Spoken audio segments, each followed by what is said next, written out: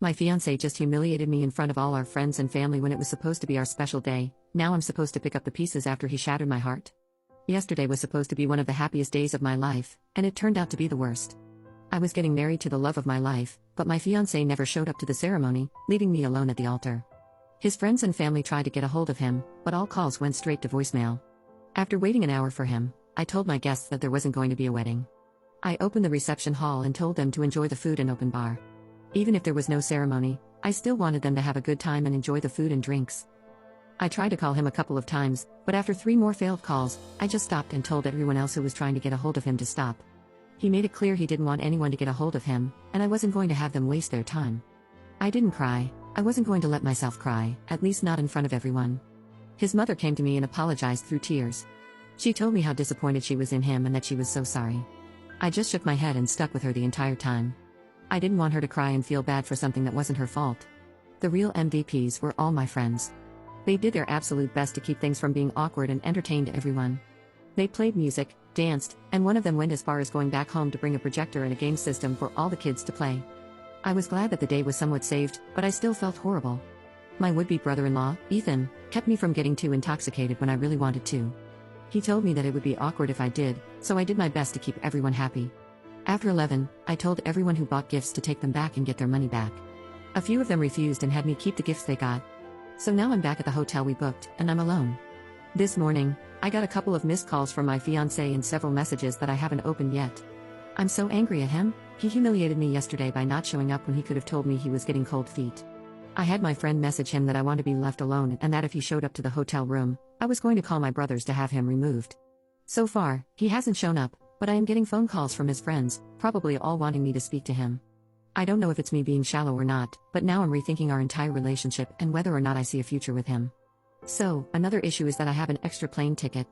It was supposed to be for our honeymoon, but since the fiancé isn't here, I decided to enjoy my little getaway vacation for myself. A couple of friends are coming with me, but not for another week since they need to arrange childcare and take vacation time, so they can't come at the last second.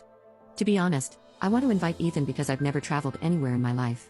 I know he's been to where I'm going, and I want him to come so he can show us the best places to visit. Ethan told me he'd go for me, but should I invite him?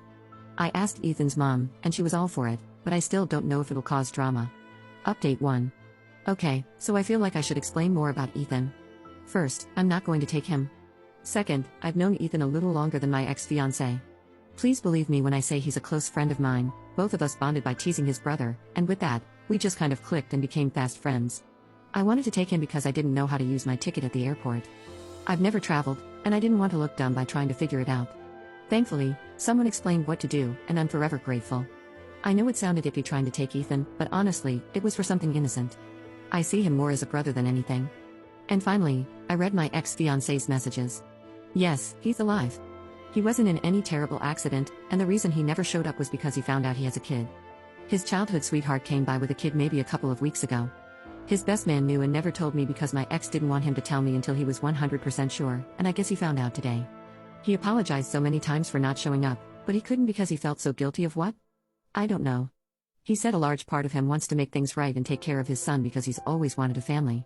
So screw the last 3 years, right? I don't know if that means he's going to go back to his ex because he wants to talk over the phone, but honestly, I'm done. I think it's an excuse to get back with his ex. I don't believe he's ever gotten over her, and she over him, which is why she chose now to show herself. He sent a picture of the kid to me, and I went over my ex-fiancé's mom's Facebook to see any pictures she posted of my ex-fiancé when he was a kid. They're low quality, but there is definitely a resemblance. It feels so surreal to me, like this one big joke. I feel like I'm missing more info, like there's something else going on, but I'll find out later. I haven't responded, so instead, I'm just going to open a bottle of wine and get plastered. My best friend is currently on her way with takeout and ice cream, so I thought I'd share this. Maybe after my much-needed vacation, I'll do another update, but right now, I'm just gonna do me. Until then, screw you, Ben.